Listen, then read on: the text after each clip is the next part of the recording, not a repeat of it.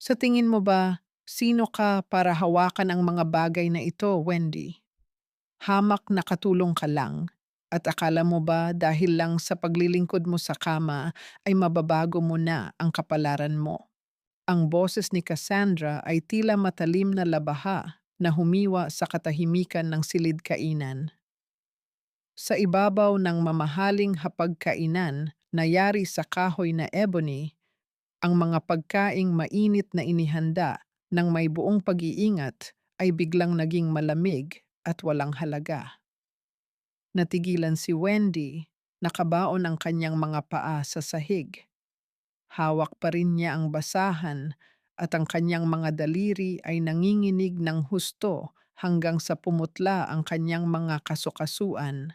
Isang mapait na damdamin ang umakyat mula sa kanyang dibdib, parang isang kamay na pilit na sumasakal sa kanyang hininga. 10 minuto lang ang nakalipas, abala pa siya sa kusina, matiyagang naghiwa ng mga karot para sa paboritong sabaw ni Harry. Sariwa pa sa kanyang alaala ang mga ngiti ni Harry pagkatapos ng nakakapagod na araw, ang paraan ng pagluwag nito sa kanyang kurbata. Ipinangako ni Wendy sa sarili na basta't makita niyang payapa si Harry, kahit ang mga pang-aalipusta ni Doña Victoria ay kakayanin niya. Ngunit ngayon, sa harap niya ay ang nakakalat na mga brilyanteng pulsera sa ibabaw ng mga plato at ang mga matang puno ng paghamak ni Doña Victoria, mga matang tila gustong pira-pirahin ang natitirang dangal ni Wendy. Hindi ko po ginawa iyon. Sumpa man sa Diyos, hinding-hindi ko gagalawin ang gamit ni Miss Cassandra. Pabulong na sagot ni Wendy. Halos mawala na ang boses sa hangin. Hindi siya umiiyak dahil ang sakit na nararamdaman niya ay higit pa sa kayang ilabas ng mga luha. Tumingin siya kay Harry, ang lalaking minahal niya ng palihim, ang lalaking nagbigay sa kanya ng mga sandaling puno ng pangako sa likod ng mga nakasarang pinto. Nakatayo lang si Harry doon, nakasandal sa pader, at walang mababakas na emosyon sa kanyang mukha. Hindi man lang siya tumingin kay Wendy at lalong hindi siya nagsalita para ipagtanggol ito.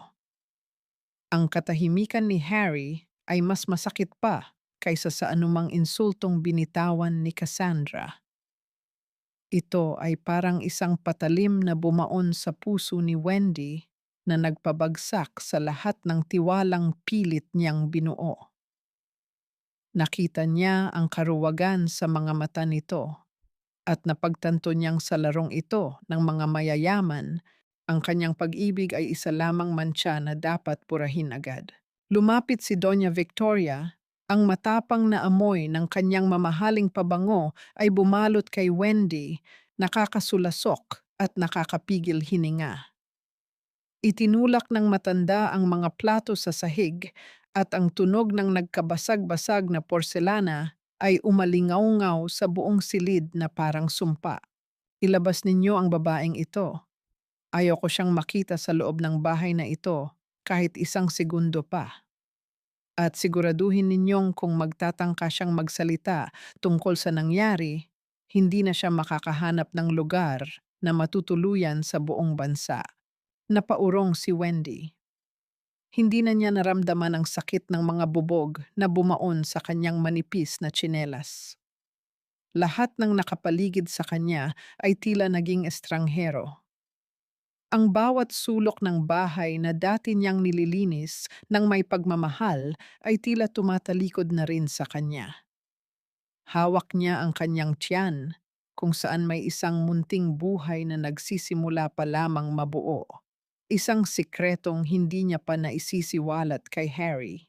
Nanatiling nakatayo si Harry, malamig at malayo ang loob. Tumalikod ito at naglakad palayo. Iniwan si Wendy sa gitna ng mga guho ng kanyang mga pangarap.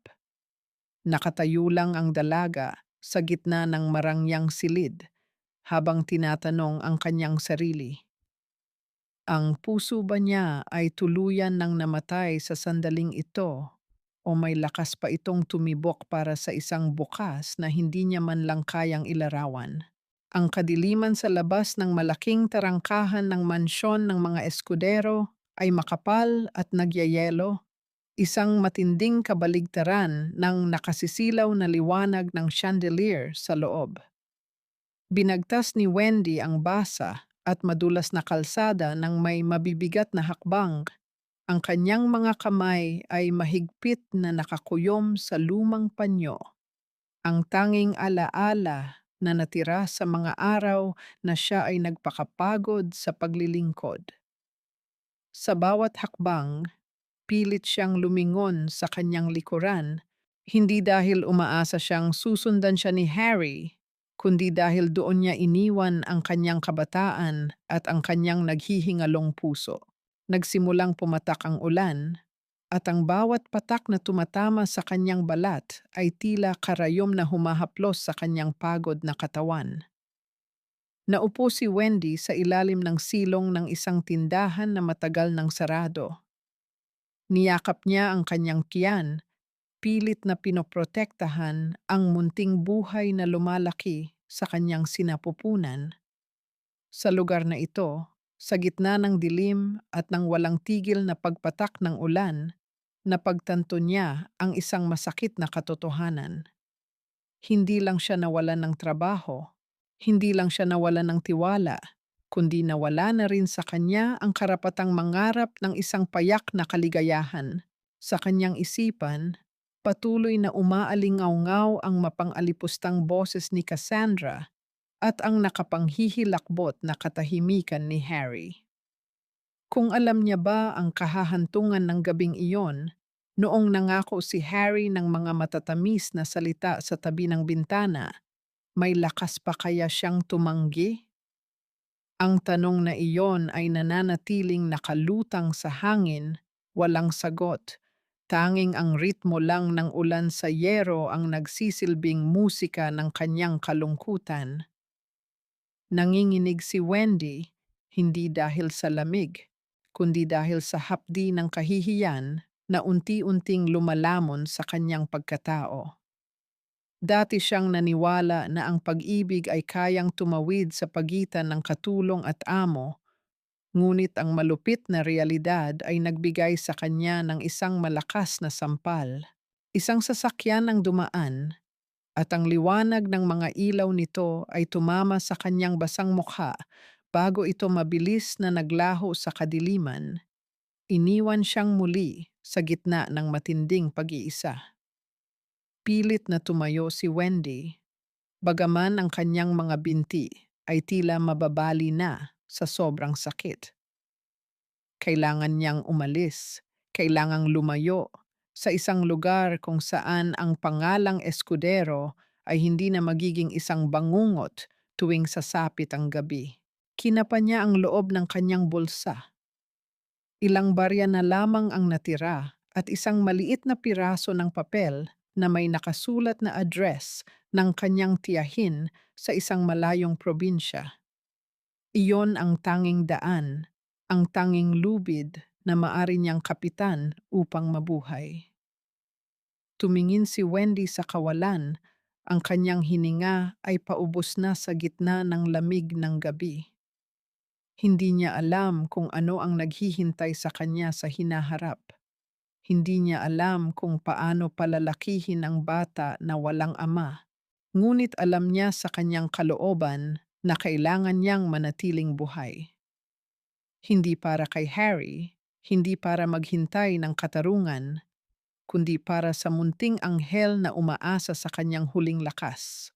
Ang kanyang maliit na anino ay dahan-dahang lumayo, naglalakad ng paika-ika sa ilalim ng mga kumukutitap na ilaw sa kalsada hanggang sa tuluyan siyang lamunin ng makapal na hamog ng syudad. Hindi na lumingon si Wendy. Alam niyang mula sa sandaling ito, ang babaeng nakilala bilang si Wendy ay wala na. Ang natira na lamang ay isang ina na gagawin ang lahat, kahit magdusa, para protektahan ang kanyang anak laban sa isang mundong puno ng kawalang katarungan. Lumipas ang mga taon na parang hangin sa bukid, mabilis at hindi namamalayan. Sa isang tahimik na bayan sa probinsya, malayo sa ingay at luho ng syudad, namumuhay si Wendy ng payak. Ang kanyang mga kamay, na dati ay abala sa pag-aayos ng mamahaling pilak sa mansyon, ay magaspang na ngayon at puno ng kalyo dahil sa pagtatrabaho sa palayan at pagtitinda ng kakanin sa palengke. Ngunit sa kabila ng pagod, may kakaibang kislap sa kanyang mga mata tuwing pag-uwi niya ng bahay. Nanay, tingnan mo! Nakagawa ako ng bangka mula sa tuyong dahon ng saging. Si Alfie ang kanyang naging mundo. Ang batang lalaki ay may matatalinong mata at isang ngiti na tila bumasag sa lahat ng pader na itinayo ni Wendy sa kanyang puso. Habang lumalaki si Alfie, lalong nagiging kapansin-pansin ang kanyang pagkakahawig kay Harry, mula sa hugis ng kanyang noo hanggang sa paraan ng kanyang pagtitig kapag siya ay nag-iisip. Tuwing makikita ni Wendy ang mga katangiang iyon, isang matalim na kirot ang dumadaloy sa kanyang dibdib, isang paalala ng nakaraang pilit na niyang ibinaon sa limot. Ang galing naman ng anak ko, sagot ni Wendy habang hinahaplos ang buhok ng bata. Sa bawat haplos, nagtatanim siya ng pag-asa na sana ang buhay ni Alfie ay hindi maging katulad ng sa kanya. Ipinangako niya sa sarili na hindi niya hahayaang maramdaman ni Alfie ang lupit ng mundong kanyang pinanggalingan. Ngunit ang katahimikan ng probinsya ay hindi garantiya ng kaligtasan. Minsan, sa gitna ng hapunan, habang pinapanood ni Alfie ang balita sa lumang telebisyon, isang mukha ang lumitaw sa screen, si Harry Escudero, mas matanda na, mas seryoso, at nakasuot ng mamahaling suit. Siya ay kinikilala bilang isa sa mga pinakamatagumpay na negosyante sa bansa. Nanlamig si Wendy. Halos mabitawan niya ang basong hawak. Nanay, sino siya? Bakit parang kilala ko ang mata niya? Tanong ni Alfie habang itinuturo ang telebisyon. Wala iyon, anak. Isa lang siyang estranghero na walang kinalaman sa atin. Mabilis na sagot ni Wendy, bagaman ang kanyang puso ay tumitibok ng mabilis na parang gustong kumawala sa kanyang dibdib. Pinatay niya ang telebisyon at niyakap ng mahigpit ang anak, na parang natatakot na baka bigla itong kunin ng tadhana. Sa gabing iyon, hindi nakatulog si Wendy. Nakatitig siya sa kisame habang naririnig ang malamyos na huni ng mga kuliglig. Alam niyang ang nakaraan ay hindi natutulog. Alam niyang kahit gaano niya ilayo ang kanyang sarili, ang mga anino ng mansyon ng mga Escudero ay unti-unti nang humahaba at nagbabadyang abutin ang kanyang munting paraiso. Ang tanong ay hindi na kung kailan, kundi paano niya ipagtatanggol ang kanyang anak kapag dumating ang araw na magtagpo ang landas nilang muli. Ang init ng araw sa palengke ay tila walang habas, ngunit hindi ito alintana ni Wendy. Sa kanyang munting pwesto, inilatag niya ang mga kakanin na maagang inihanda. Si Alfie, na ngayoy 7 taong gulang na, ay abala sa pagbabasa ng kanyang lumang libro sa ilalim ng isang puno sa malapit. Masdan man siya ng kahit sino, si Alfie ay isang batang may disiplina at talino na hindi pangkaraniwan sa isang probinsya. Habang nag-aayos si Wendy, isang itim na luxury sedan ang dahan-dahang huminto sa tapat ng kanilang hilera. Ang sasakyan ay tila isang dayuhang bagay sa gitna ng mga tricycle at kariton. Bumaba ang isang lalaking nakasuit na tila hindi sanay sa alikabok at init ng palengke.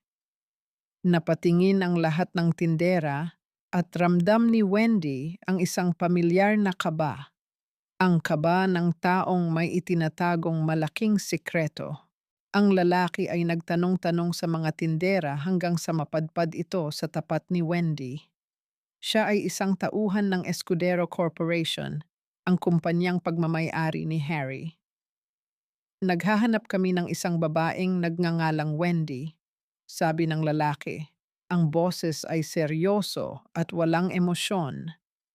May mahalagang dokumento kaming kailangang ibigay mula sa pamilyang Escudero. Nanuyo ang lalamunan ni Wendy. Pilit niyang pinanatiling matatag ang kanyang boses. Wala ho kayong Wendy na mahahanap dito. Siguro ay nagkamali kayo ng lugar. Sagot niya habang hindi tumitingin sa mata ng lalaki. Ngunit bago pa makaalis ang lalaki, tumakbo si Alfie palapit sa kanyang ina, dala ang kanyang libro. Ang lalaki ay natigilan. Tinitigan niya ang bata mula ulo hanggang paa at ang kanyang mga mata ay nanlaki sa gulat. Ang pagkakahawig ni Alfie kay Harry noong kabataan nito ay hindi maitatago. Ang hugis ng panga, ang matatalim na kilay, at maging ang paraan ng pagtayo nito. Bata, ano ang pangalan mo? Tanong ng lalaki, na tila nakakita ng multo. Alfie po, sagot ng bata ng may paggalang habang nakatago sa likod ni Wendy. Isang matamis ngunit mapanganib na ngiti ang sumilay sa labi ng lalaki. Inilabas niya ang kanyang telepono at lihim na kumuha ng larawan ni Alfie bago muling tumingin kay Wendy. Pasensya na sa abala, misis. Mukhang tama nga ang hinala namin. Wika niya bago mabilis na bumalik sa sasakyan at umalis. Nanginig ang mga kamay ni Wendy. Hindi siya nakapagsalita. Alam niyang hindi iyon simpleng paghahanap lamang. Alam niyang ang nakaraan na pilit niyang itinaboy ay natagpuan na siya. Pag-uwi nila ng bahay, hindi mapakali si Wendy. Tinanong siya ni Alfie, "Nanay, sino ang lalaking iyon? Bakit niya ako tinitigan na parang nakita niya ang sarili niya sa akin?" Niyakap ni Wendy ng mahigpit ang anak. Ang kanyang mga luha ay nagsimulang pumatak sa balikat nito. "Wala iyon, anak. Huwag mo silang pansinin. Ang mahalaga, tayo ay magkasama," sabi niya. Ngunit sa kaibuturan ng kanyang puso, alam niyang ang kapayapaan na itinayo niya sa loob ng 7 taon ay nagsisimula ng gumuho. Ang mga anino ay hindi na lamang anino. Sila ay paparating na at dala nila ang lahat ng sakit na pilit niyang kinalimutan. Sa loob ng malawak at malamig na opisina ni Harry sa sentro ng lungsod, ang hangin ay tila nagiging manipis at mahirap langhapin.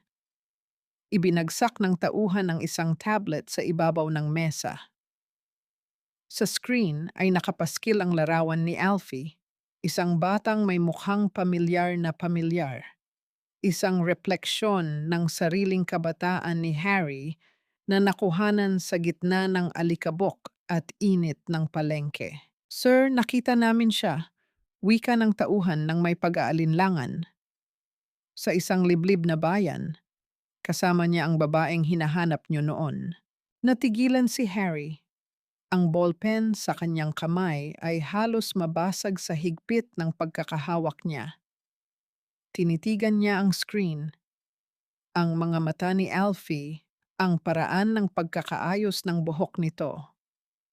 Bawat detalyeng iyon ay parang isang malakas na suntok sa kanyang sikmura. Ang damdamin ng pagsisisi at pagkamangha ay naghalo, isang bagyong hindi niya kayang pigilan. Sa loob ng 7 taon, inakala niyang niloko siya ni Wendy, inakala niyang naglayas ito dala ang pera ng pamilya, ngunit ang larawang ito ang nagpabagsak sa lahat ng kasinungalingang itinanim ng kanyang ina sa kanyang isipan. Hindi pa siya nakakapagsalita nang biglang bumukas ang pinto. Pumasok si Doña Victoria. Ang kanyang boses ay matalas at puno ng autoridad na ikinayayamot ni Harry. "Harry, Kailangan nating pag-usapan ang bagong kontrata ni Cassandra. Huwag kang maging pabaya sa ating natigilan ang matanda nang mapatingin siya sa screen ng tablet. Sa isang iglap, ang kanyang mukha ay nagbago mula sa pagiging mapagmalaki tungo sa pagiging maputla at nagngangalit. Mabilis niyang tinakpan ang screen. Ano ito? Sino ang batang ito? Tanong ni Doña Victoria, ang kanyang boses ay nanginginig sa galit. Tumayo si Harry, ang kanyang presensya ay mas matangkad at mas matapang kaysa sa dati. Ikaw ang may alam nito, hindi ba, inay? Alam mong may anak kami. Alam mong hindi nagnakaw si Wendy. Bakit mo ginawa iyon? Bakit mo kami pinaghiwalay? Ginawa ko iyon para sa kapakanan mo, sigaw ng matanda. Para sa pangalan ng eskudero. Ang babaeng iyon ay wala sa ating antas at ang batang iyan ay isang mantsa na hindi kailanman dapat makilala ng lipunan. Mantsa, bulong ni Harry, ang kanyang boses ay puno ng pait. Iyan ang dugo ko, iyan ang buhay ko. Huwag mong susubukang hanapin sila, babala ni Doña Victoria habang lumalapit. Ang kanyang mga mata ay nagbabaga sa banta. Kung gusto mong manatili ang iyong posisyon, kung gusto mong hindi madamay ang iyong negosyo, kalimutan mo ang batang iyan. Ang pamilya natin ay nakatali kay Cassandra at wala nang iba. Lumabas ang matanda. Iniwan si Harry na nanginginig sa gitna ng kanyang opisina. Ang tensyon ay hindi na lamang usapin ng pamilya. Ito ay naging isang madugong labanan sa pagitan ng utang na loob at ng katotohanan. Tumingin si Harry sa bintana, sa mga ilaw ng lungsod na tila mga bituin na malayo at hindi maabot. Alam niyang sa bawat segundong lumilipas, si Wendy at ang kanyang anak ay nasa panganib dahil sa kasakiman ng kanyang sariling ina. Hindi na siya susunod, hindi na siya magiging anino.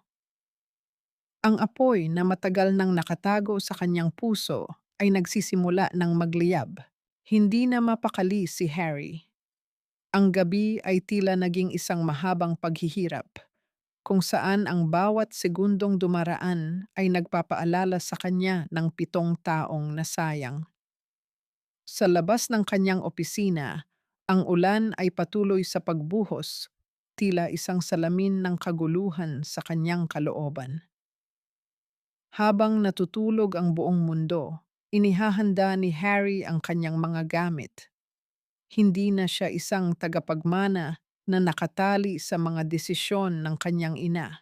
Siya ay isang lalaking naghahanap ng katarungan para sa babaeng winasak niya at para sa anak na hindi man lang niya nakilala. Hindi niya inabisuhan ang kanyang driver. Hindi niya pinansin ang mga tawag ni Cassandra na puno ng mga walang kwentang reklamo tungkol sa mga dekorasyon ng kanilang kasal. Para kay Harry, ang lahat ng iyon ay naging ingay na lamang na walang kahulugan. Ang tanging malinaw sa kanyang isipan ay ang mukha ni Alfie sa larawan, ang mga mata nito na tila tumatawag sa kanya mula sa liblib na probinsya. Habang nagmamaneho siya patungo sa malayo, ang mga tanawin ay unti-unting nagbabago. Mula sa mga gusaling yari sa bakal at salamin ng lungsod, patungo sa mga luntiang bukid at mga kalsadang baku-bako. Sa bawat kilometrong kanyang tinatahak, nararamdaman niya ang paggaan ng kanyang dibdib, ngunit kasabay nito ang matinding takot. Paano kung hindi na niya ako mapatawad? Paano kung huli na ang lahat? Ang mga tanong na ito ang patuloy na bumabagabag sa kanya. Samantala sa probinsya, hindi mapalagay si Wendy. Alam niyang ang pagdating ng lalaking iyon sa palengke ay simula ng isang malaking pagbabago. Gabi na, ngunit hindi siya makapikit. Nakaupo siya sa gilid ng higaan ni Alfie, pinagmamasdan ang payapang mukha ng kanyang anak habang ito ay mahimbing na natutulog. Hinaplos niya ang buhok ng bata, ang kanyang mga daliri ay nanginginig. Alfie, kahit anong mangyari, mananatili tayong magkasama, bulong niya sa sarili, puno ng determinasyon. Maya-maya, isang tunog ng makina ng sasakyan ang bumasag sa katahimikan ng gabi sa labas ng kanilang maliit na bahay. Huminto ito sa tapat ng kanilang gate. Si Wendy ay napatayo. Ang kanyang puso ay tumitibok ng mabilis, parang isang ibong pilit na kumakawala sa hawla. Alam niya ang tunog na iyon, ang tunog ng isang sasakyang hindi nababagay sa kanilang simpleng pamumuhay. Bumukas ang pinto ng sasakyan. Isang lalaki ang lumabas, basang-basa ng ulan, at may mga matang puno ng pagod, pagsisisi, at hindi maipaliwanag na pag-asa. Sa ilalim ng nag-iisang bumbilya sa labas ng bahay, nagtagpo ang kanilang mga paningin. Si Harry, ang lalaking pilit niyang kinalimutan, ang lalaking naging dahilan ng kanyang pagdurusa, ay naroon na, nakatayo sa harap niya pagkatapos ng mahabang 7 taon. Ang oras ay tila huminto, walang nagsalita. Ang tanging maririnig lamang ay ang malakas na pagbuhos ng ulan at ang mabigat na hininga ng dalawa. Si Harry ay dahan-dahang humakbang palapit. Ang bawat galaw ay puno ng pag-aalinlangan, habang si Wendy naman ay umatras. Ang kanyang mga mata ay nanlalaki sa gulat at hindi matanggap na katotohanan. Ang kanilang nakaraan, na puno ng kasinungalingan at sakit, ay muling nagharap, at sa sandaling iyon, alam nilang wala nang balikan pa. Basang-basa si Harry, ang mamahaling tela ng kanyang coat ay bumigat dahil sa ulan, ngunit hindi niya iyon ininda. Ang kanyang mga mata, na puno ng pagod at pag-asa, ay hindi maalis sa mukha ni Wendy. Sa kabilang banda, si Wendy ay nakatayo sa may pintuan. Ang kanyang mga kamay ay mahigpit na nakahawak sa hamba ng pinto. Tila ito na lamang ang nagpapanatili sa kanya upang hindi matumba. Wendy, ang boses ni Harry ay paos, isang bulong na halos tangayin ng hangin. Alam ko, alam ko na ang lahat. Tumawa si Wendy ng mapait, isang tawa na walang bahid ng saya, tanging hapdi lamang. Ngayon mo lang nalaman? Pagkatapos ng 7 taon? Pagkatapos mong hayaan na ang anak ko at ako ay magdusa sa labas ng mundong ginagalawan mo? Bawat salita ni Wendy ay parang latay ng latigo sa dibdib ni Harry. Lumapit pa ng kaunti ang lalaki, ngunit napaatras si Wendy. Ang kanyang mga mata ay nanlilisik sa galit at pait. Huwag kang lalapit. Wala kang karapatang tumapak sa lupang tinatayuan namin. Ang bahay na ito ay maliit, ngunit sapat na para sa aming kapayapaan na sinira mo noon. Hindi ko alam, Wendy, wika ni Harry. Ang kanyang boses ay nanginginig sa pagsisisi. Pinaniwala nila ako. Pinaniwala ako ng sarili kong ina na umalis ka dahil ninakaw mo ang pera ng pamilya. Ipinahanap kita, pero ang lahat ng impormasyong nakarating sa akin ay mali. At naniwala ka? Putol ni Wendy, ang kanyang boses ay tumataas, punong-puno ng hinanakit. Sa loob ng 7 taon, hindi mo man lang naisip na baka sakaling nagsasabi ako ng totoo?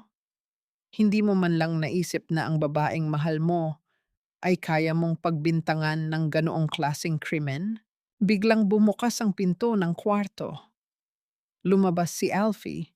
Kinukuskos ang kanyang mga mata dahil sa antok. Napatingin ang bata sa lalaking nakatayo sa labas at pagkatapos ay tumingin sa kanyang ina na umiiyak na.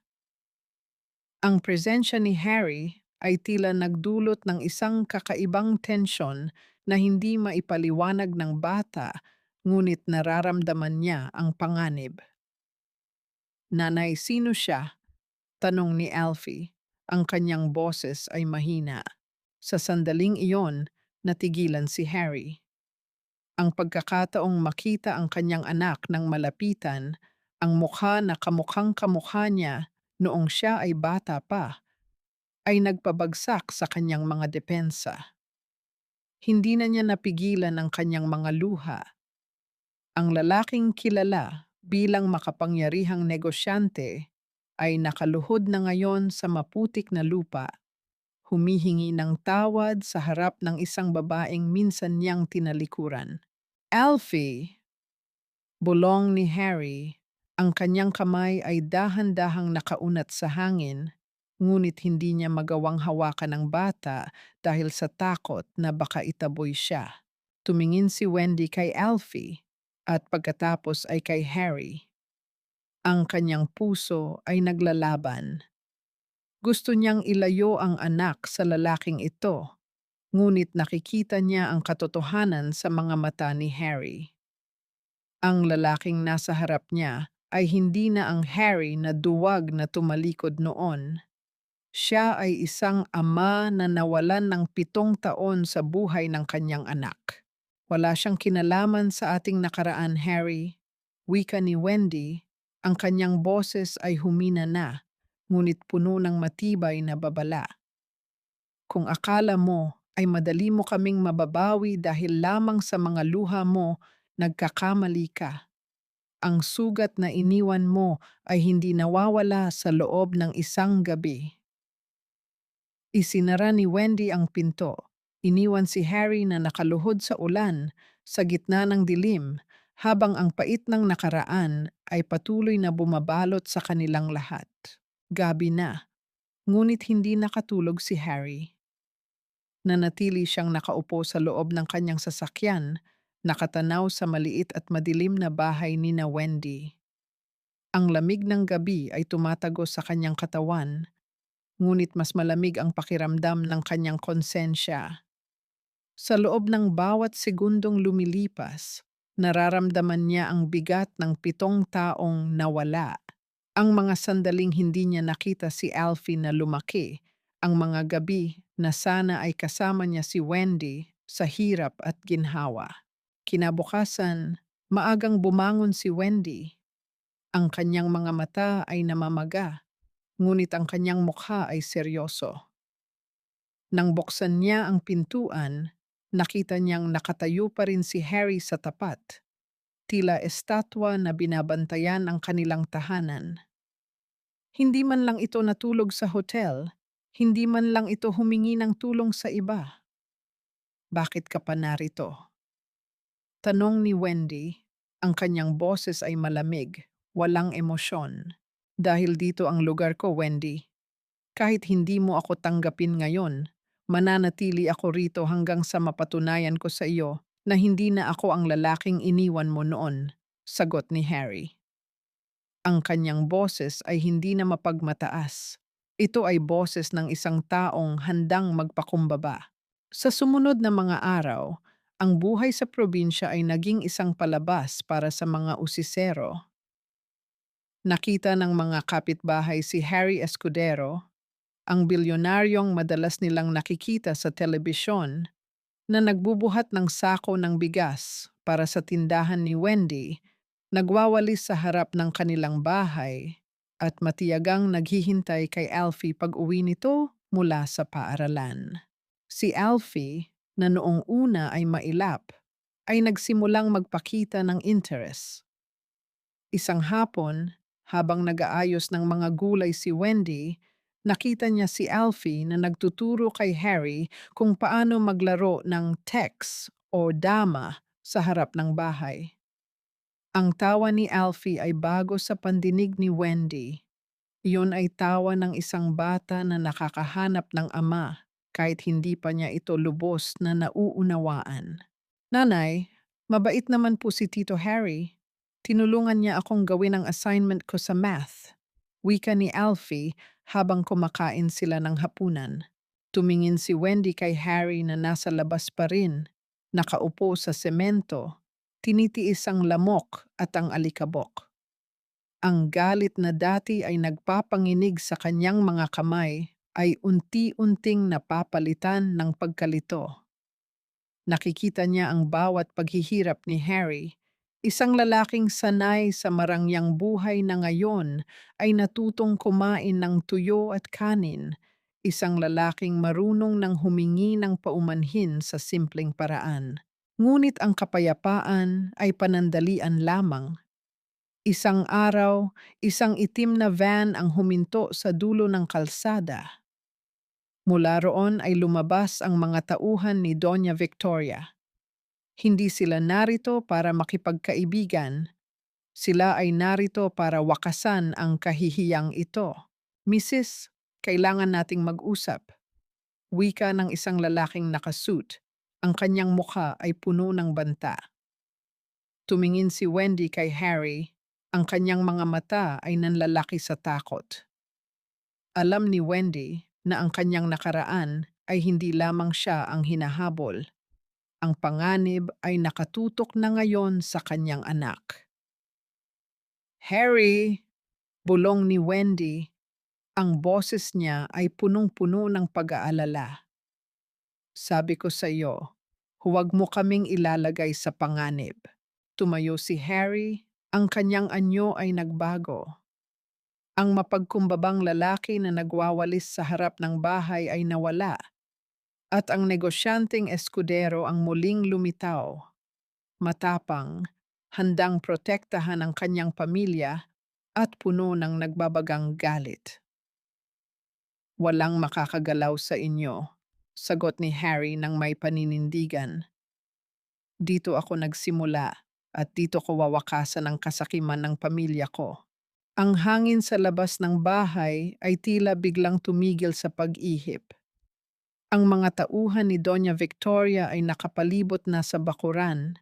Ang kanilang mga mukha ay malamig at walang bahid ng awa. Si Wendy, na nanginginig ang buong katawan, ay mabilis na hinila si Alfie patungo sa loob ng bahay at inutusan itong magtago sa ilalim ng kama.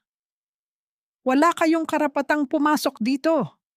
Sigaw ni Wendy, bagaman ang kanyang boses ay nanginginig sa takot. Humarap si Harry sa mga lalaking iyon. Ang kanyang postura ay matikas, ang kanyang mga mata ay naglalabas ng apoy na hindi kailanman nakita ni Wendy noon. "Umalis kayo," mariin niyang utos. "Sabihin niyo sa nanay ko na kapag tinangka niyang hawakan ang mga taong ito, mawawalan siya ng anak. Hindi lang ako tatalikod sa Escudero Corporation, kundi ilalantad ko ang lahat ng dumi ng kumpanya sa harap ng media." Natawa ang pinuno ng mga tauhan. "Akala mo ba matatakot kami sa mga salita mo, Mr. Escudero? May utos ang Donya, dalhin ang babae at ang bata. Yan ang tanging paraan para manahimik ang lahat." Hindi na nagpatumpik-tumpik si Harry. Sa isang mabilis na kilos, sinalubong niya ang unang lalaking sumugod sa kanya. Nagkaroon ng sagupaan sa gitna ng kanilang munting bakuran. Si Harry, na dati ay puro papel at negosyo lang ang hawak, ay nakikipaglaban ngayon ng buong lakas. Hindi dahil siya ay marahas, kundi dahil ang tanging layunin niya ay protektahan ang kanyang pamilya. Nakita ni Wendy mula sa siwang ng pinto ang pagdugo ng labi ni Harry. Nakita niya kung paano ito sinipa at sinuntok, ngunit hindi ito huminto. Bawat hampas na natatanggap ni Harry ay parang latay sa puso ni Wendy. Napagtanto niya na ang lalaking nasa harap niya ay hindi na ang Harry na sumuko noon. Si Harry ay nagbabago na, nagbabago dahil sa pag-ibig na matagal niyang itinanggi. "Tama na, Harry, tama na!" Sigaw ni Wendy, hindi na nakapagpigil. Tumakbo siya palabas at niyakap si Harry mula sa likod. Pilit itong hinahila palayo sa gulo. Napansin ng mga tauhan ang kahinaan ni na Wendy at Harry. Sinubukan nilang sunggaban si Wendy, ngunit sa isang iglap, nakarinig sila ng tunog ng mga sirena ng pulis. Lumingon ang mga tauhan, nag-aalangan. Alam nilang hindi sila maaaring mahuli sa ganitong kalagayan. Hindi pa tayo tapos, Harry. Banta ng pinuno bago sila mabilis na sumakay sa van at naglaho sa dilim. Naiwan silang dalawa sa gitna ng bakuran, humihingal at sugatan. Dahan-dahang hinawakan ni Wendy ang mukha ni Harry. Ang dugo na tumutulo mula sa kanyang kilay ay humahalo sa ulan. Walang nagsalita. Sa mga sandaling iyon, ang lahat ng pader na itinayo ni Wendy ay tuluyan ng gumuho. Wala ng galit, wala ng sumbat. Ang natira na lamang ay ang pagkilala na ang lalaking nasa harap niya ay handang magbuwis ng buhay para sa kanila. Bakit? Bulong ni Wendy habang nililinis ang sugat ni Harry gamit ang dulo ng kanyang apron. Bakit kailangan mong gawin ito? Tinitigan siya ni Harry nang may lalim na hindi mapapantayan ng anumang yaman sa mundo. Dahil 7 taon na akong nabuhay na parang patay, Wendy, at sa loob ng ilang araw na kasama ko kayo, doon ko lang naramdaman na ako ay buhay. Hindi ko nahahayaang mawala pa kayo sa akin. Ang gabi ay nababalot ng tensyon matapos ang engkwentro. Sa loob ng maliit na bahay, ang bawat tunog ng kuliglig sa labas ay tila isang babala. Si Wendy ay abala sa paglilinis ng sugat ni Harry. Ang kanyang mga kamay ay hindi mapakali, habang si Alfie ay nakatulog na sa ilalim ng proteksyon ng kanyang ina, bagaman bakas pa rin sa mukha ng bata ang takot. Kailangan ninyong umalis, wika ni Harry, habang nakatingin sa labas ng bintana. Ang kanyang boses ay mahinahon, ngunit may halong pagmamadali. Hindi titigil ang nanay ko. Ngayong alam na niyang buhay ang anak ko, gagamitin niya ito bilang alas laban sa akin. Hindi ko mapapatawad ang sarili ko kung madadamay kayo sa kaguluhang ito. Tumingin si Wendy kay Harry. Ang lalaking nasa harap niya ngayon ay tila ibang tao na kumpara sa Harry na nakilala niya noon. Wala na ang pagiging sunod-sunuran sa kanyang magulang. Ang natira ay isang ama na handang isakripisyo ang lahat para sa kanyang pamilya. At saan kami pupunta? Tanong ni Wendy. Sa tingin mo ba ay hahayaan nila tayong makalayo? Ang pamilyang Escudero ay may mga mata sa bawat sulok ng bansa. Lumapit si Harry at hinawakan ang mga kamay ni Wendy. Ang kanyang haplos ay mainit at puno ng sinseridad. May mga kaibigan ako sa labas ng Escudero Corporation, mga taong hindi kontrolado ng nanay ko.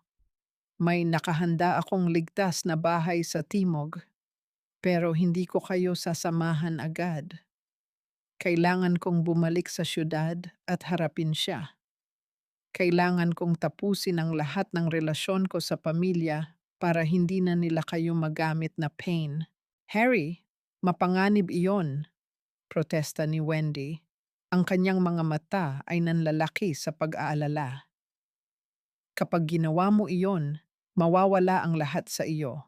Ang mana, ang kumpanya, ang posisyon mo. Ngumiti si Harry ng mapait. Isang ngiti na nagpapakita ng kalayaan. Ang lahat ng iyon ay mga bagay lamang, Wendy. Ang tunay na kayamanan ay nasa loob ng bahay na ito. Ang mawala sa akin ang yaman ay mas madali kaysa sa mawala sa akin ang pagkakataong bumawi sa inyo ni Alfie. Ito ang pagpili ko. Ito ang tamang gawin. Sa sandaling iyon, naramdaman ni Wendy ang isang pamilyar na init sa kanyang puso. Ang pag-ibig na akala niya ay namatay na 7 taon na ang nakalilipas. Napagtanto niya na ang Harry na nasa harap niya ay hindi na lamang isang lalaking kanyang minahal, kundi isang lalaking handang maging bayani para sa kanilang kinabukasan. Kung iyan ang desisyon mo, bulong ni Wendy, hinihintay ka namin. Hindi kami aalis hanggat hindi mo sinasabi na ligtas na ang lahat. Pero tandaan mo, Harry, hindi mo na kailangang gawin ito ng mag-isa. Mula ngayon, ang laban mo ay laban na rin namin. Sa kabila ng banta ng bagyo sa labas at ng kasamaan ng mga eskudero, sa loob ng maliit na bahay na iyon, isang bagong alyansa ang nabuo. Hindi na sila mga taong nagtatago. Sila ay naging isang pamilya na handang humarap sa anumang unos. Bago lumisan si Harry, dumaan siya sa silid ni Alfie. Hinalikan niya ang noo ng bata ng napakagaan, tila isang pangako na sa kanyang pagbabalik, hindi na niya hahayaang magdusa ang kanyang anak. Paglabas niya, hinarap niya si Wendy.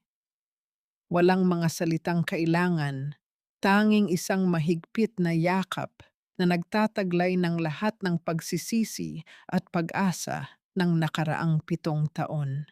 Ang sasakyan ni Harry ay unti-unting lumayo.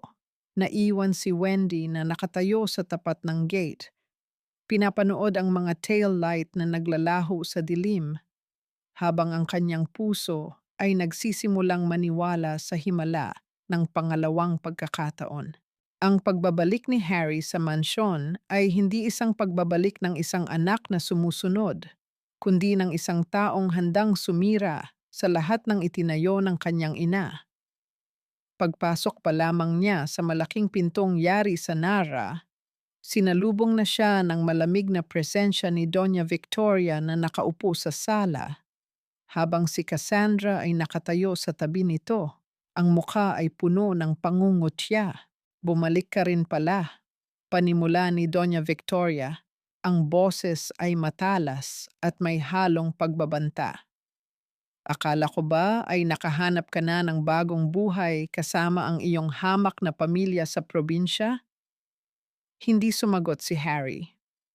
Naglakad siya patungo sa gitna ng sala. Ang bawat yabag ng kanyang sapatos ay umaalingaw-ngaw sa kabuuan ng bahay. Inilabas niya ang isang makapal na sobre mula sa kanyang suot na jacket at inilapag ito sa mesa sa harap ng kanyang ina.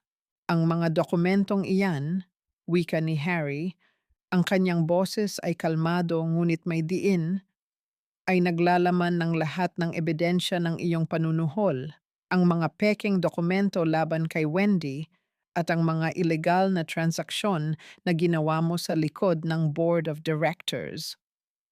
Nanlaki ang mga mata ni Cassandra. Harry, ano ang ginagawa mo? Sisirain mo ang pangalan ng Escudero. Ang pangalang Escudero ay matagal nang sira dahil sa inyong dalawa, sagot ni Harry nang hindi man lang tumitingin kay Cassandra. Mula ngayon, nagbitiw na ako sa aking posisyon bilang CEO.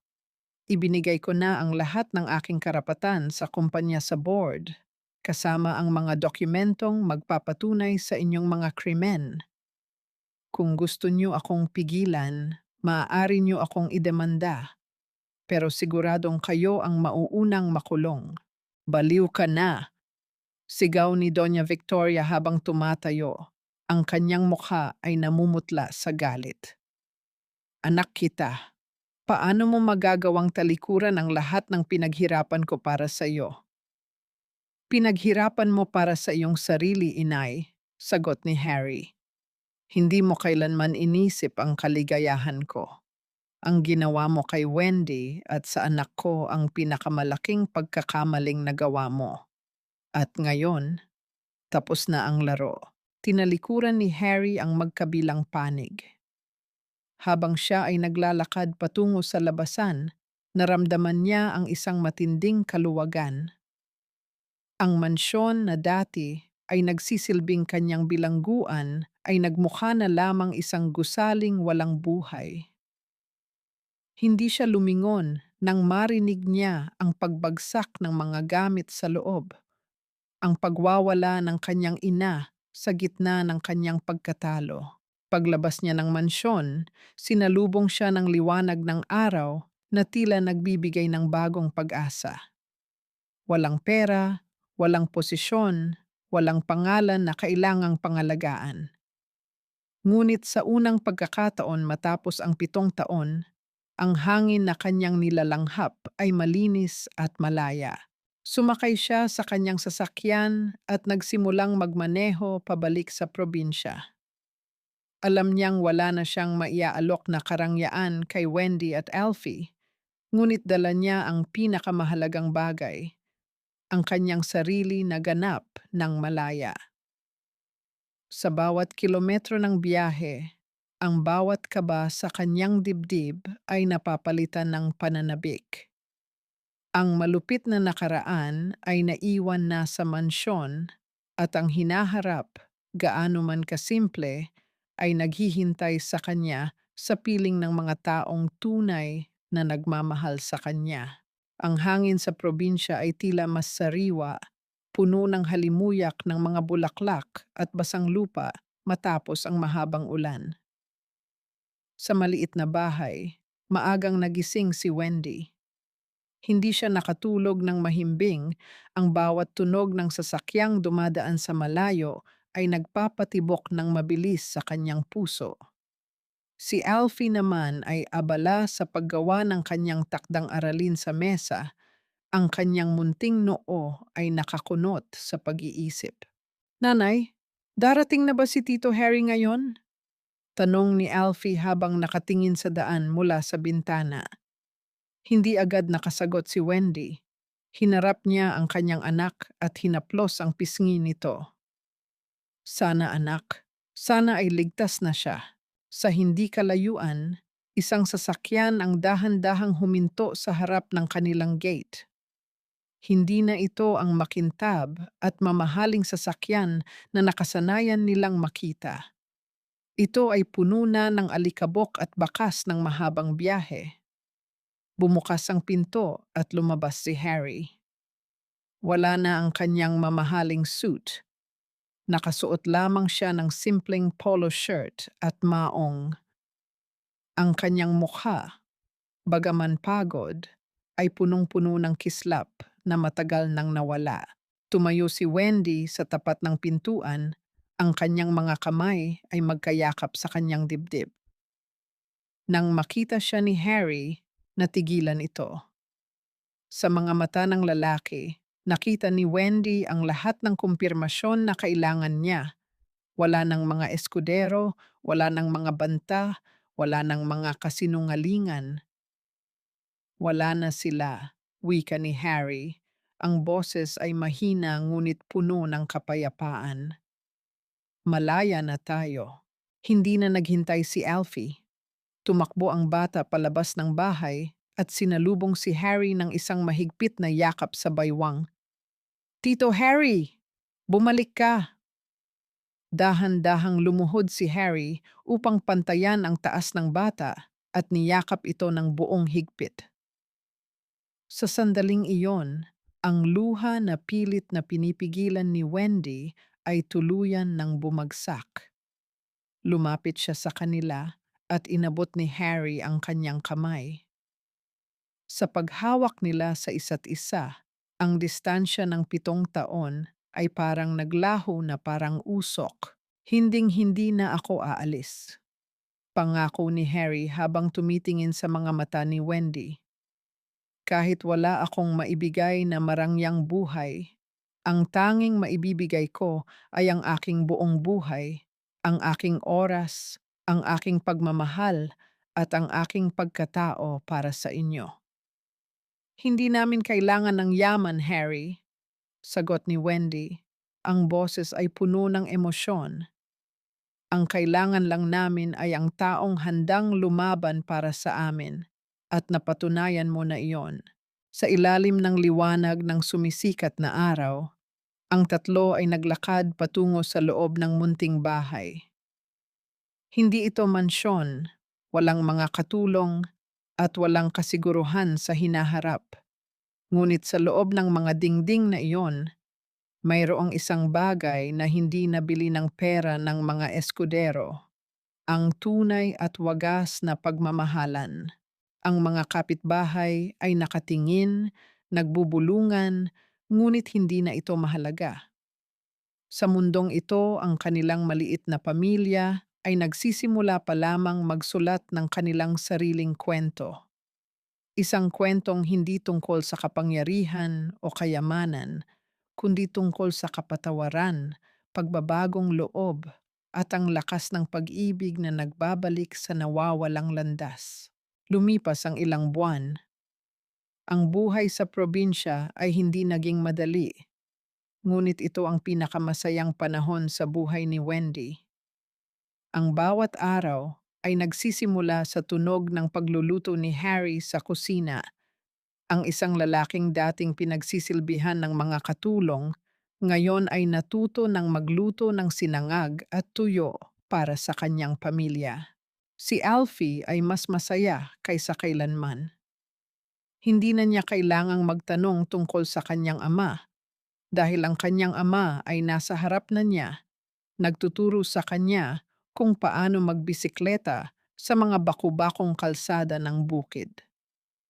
Ang kanilang bahay, bagaman maliit at gawa sa simpleng materyales, ay puno ng halakhak na hindi kayang bilhin ng anumang ginto. Isang hapon, habang nakaupo sila sa beranda at pinagmamasdan ang paglubog ng araw, tiningnan ni Harry si Wendy. Hindi mo ba pinagsisisihan ang buhay na ito? Ang simpleng buhay na malayo sa lahat ng kinalakihan mo? Ngumiti si Wendy, isang ngiti na puno ng kapayapaan. Hinawakan niya ang kamay ni Harry at inilagay ito sa kanyang tiyan. Isang bagong buhay ang muling nabubuo, isang simbolo ng kanilang paghilom. Ang nakaraan ay naging guro natin, Harry. Kung hindi tayo dumaan sa dilim, hindi natin makikita kung gaano kasaya ang liwanag na mayroon tayo ngayon. Wala akong pagsisisi dahil ang bawat luha noon ay siyang nagbunga ng kaligayahan natin ngayon. Hindi na naging hadlang ang kawalan ng yaman. Natutunan ni Harry na ang tunay na lakas ay wala sa mga kontrata o ari-arian, kundi sa kakayahang magpakumbaba at magmahal ng tapat. Napatunayan niya na ang utang na loob ay hindi dapat maging kadena, kundi isang aral kung paano maging mabuting tao. Sa kabilang banda, narinig nila ang balita mula sa lungsod. Ang kumpanya ng mga eskudero ay unti-unting nakabangon matapos ang iskandalo, ngunit si Doña Victoria ay nawalan na ng kapangyarihan dahil sa kanyang sariling kasakiman. Hindi sila nagagalak sa pagbagsak nito, ngunit tinanggap nila ito bilang bahagi ng hustisya na dapat mangyari. Ang pamilya ay hindi na nakatali sa galit. Sila ay malaya na. Sa pagtatapos ng araw, habang yakap ni Wendy si Alfie at ang kanyang asawa, naramdaman niya ang isang pangako sa hangin. Ang hinaharap ay maaaring magdala pa ng mga pagsubok, ngunit hanggat magkakasama sila, walang bagyo ang makapagpapabagsak sa kanila. Ang kanilang kwento ay hindi lamang tungkol sa isang mayamang lalaki na natagpuan ang tunay na pag-ibig, kundi tungkol sa isang babaeng nagkaroon ng lakas na magpatawad at muling bumuo ng isang tahanan mula sa mga guho ng nakaraan. Ang panahon ay tulad ng isang ilog, patuloy na dumadaloy at nagbabago. Sa pagbabalik-tanaw, napatunayan ng pamilyang Escudero Wendy na ang tunay na kayamanan ay hindi nasusukat sa laki ng mansyon o sa dami ng pera sa bangko. Ang tunay na yaman ay ang pagkakaroon ng kapayapaan ng loob, ang pagmamahal na tapat, at ang lakas ng loob na harapin ang pagkakamali. Natutunan ni Harry na ang pag-ibig ay hindi pag-aari kundi paglilingkod. Natutunan ni Wendy na ang pagpapatawad ay hindi tanda ng kahinaan, kundi ang pinakamataas na antas ng katapangan. At para kay Alfie, ang kanyang ama ay hindi na isang estranghero sa telebisyon, kundi ang kanyang guro, kalaro at sandigan. Sa huli, ang kanilang kwento ay nagiiwan ng isang aral. Sa mundong puno ng mga inaasahan at pamantayan, ang pinakamahalagang desisyon na maaari nating gawin ay ang piliin ang ating sariling kaligayahan, ang piliin ang katotohanan, at ang piliin ang magmahal ng walang takot at walang alinlangan. Ang paghilom ay hindi nangyayari sa isang iglap, ngunit sa pagtitiyaga at wagas na pagmamahalan, ang bawat sugat ay nagiging bahagi ng ating lakas. Ang nakaraan ay tapos na, at ang hinaharap ay nagsisimula pa lamang, puno ng liwanag at pag-asa.